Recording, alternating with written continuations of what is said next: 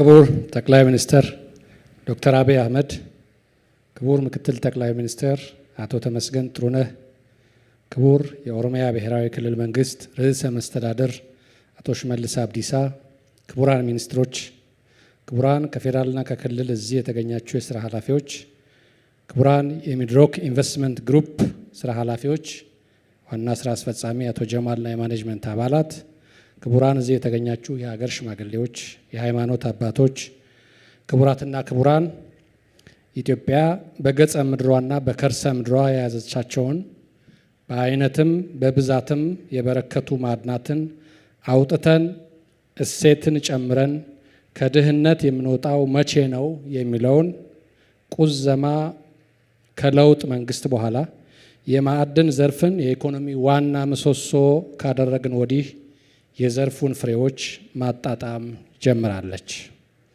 የማዕድን ዘርፍ በኤክስፖርት ዘርፉ ላይ ያሳየው ከፍተኛ እድገት እንዲሁም በሀገር ደረጃ ስትራቴጂክ የገቢ ምርቶችን በመተካት ላይ እየተመዘገበ ያለው እድገትና ለኢኮኖሚያችን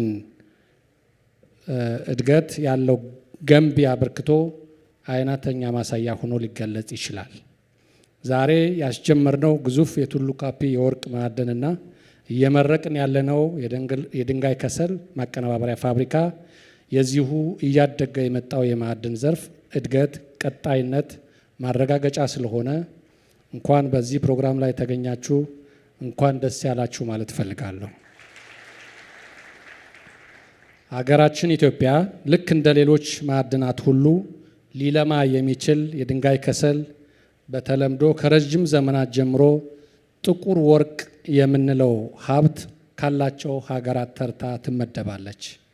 ይሁን እንጂ ይህ ሀብት ቢኖራትም እስከ ባለፉት 2 ዓመታት ድረስ እስከ 300 ሚሊዮን የአሜሪካን ዶላር በማውጣት የታጠበ የድንጋይ ከሰል ከውጭ ታስገባ ነበር።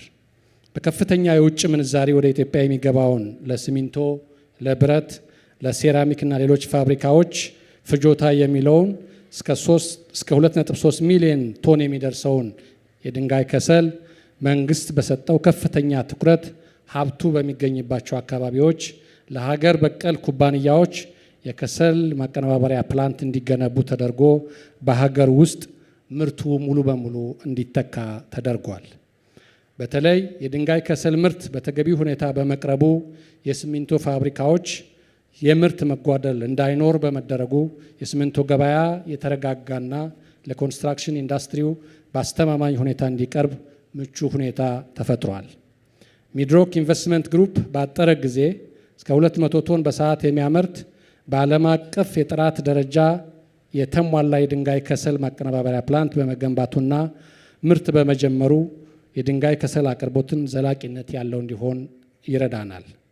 ክቡር ጠቅላይ ሚኒስትር፣ በዚሁ አጋጣሚ ኩባንያው ባጠረ ጊዜ መንግስት ያደረገለትን ከፍተኛ እገዛ ተጠቅሞ ይህ ፕላንት በከፍተኛ ትጋት እውን ስላደረገ የኩባንያውን ባለቤቶች፣ ከፍተኛ አመራሮችና ሰራተኞች እንዳመሰግን ይፈቀድልኝ። ለዚሁ ስራ መሳካት አስተዋጽኦ ላደረጉት የክልሉ ፕሬዝዳንት አቶ ሽመልስ አብዲሳና አቶ መስፍን መላኩ፣ ሌሎቹ በየደረጃው ያሉ አመራሮችም ከፍተኛ ምስጋና አቀርባለሁ። ልክ እንደ ድንጋይ ከሰል ሁሉ የሀገሪቱን የሴራሚክስ ፍላጎት በሀገራችን ሙሉ በሙሉ ለመተካት እጅግ ግዙፍ ኩባንያዎች ግንባታ ላይ ያሉ ሲሆን ከ2 እና ከ3 ወራት ባለው ጊዜ ተጠናቀው ማምረት ይጀምራሉ። ይህ ለቤት ግንባታው ዘርፍ አስቻይ ዋጋና ዘላቂነት ያለው አቅርቦትን በመፍጠር በቀጣይ ለምናስበው የመኖሪያ ቤት ግንባታና በአጠቃላይ ለህንፃ ግንባታ ዘርፍ ከፍተኛ አስተዋጽኦ ይኖረዋል። ስትራቴጂክ ምርቶችን በሀገር በማምረት ለኮንስትራክሽንና ለማኑፋክቸሪንግ ኢንዱስትሪ ዋነኛ ግብዓት የሆነውን የብረት ማዕድን በሀገር ለማምረትም ያላሰለሰ ጥረት በማድረግ ላይ እንገኛለን። የማዕድን ዘርፍ የስጋት ምንጭ ሳይሆን የሀገራችን የኢኮኖሚ ምሰሶ እንዲሆን ታሪካዊ የፖሊሲ ውሳኔ በመወሰኑ እና ቀጣይነት ባለው ያልተቋረጠ ድጋፍ ስላደረጉልን ውጤቱም በአጭር ጊዜ እየታየ ስለሆነ ክቡር ጠቅላይ ሚኒስትር ለእርስዎ ያለኝን ከፍተኛ ምስጋናና አድናቆት አቀርባለሁ። አመሰግናለሁ።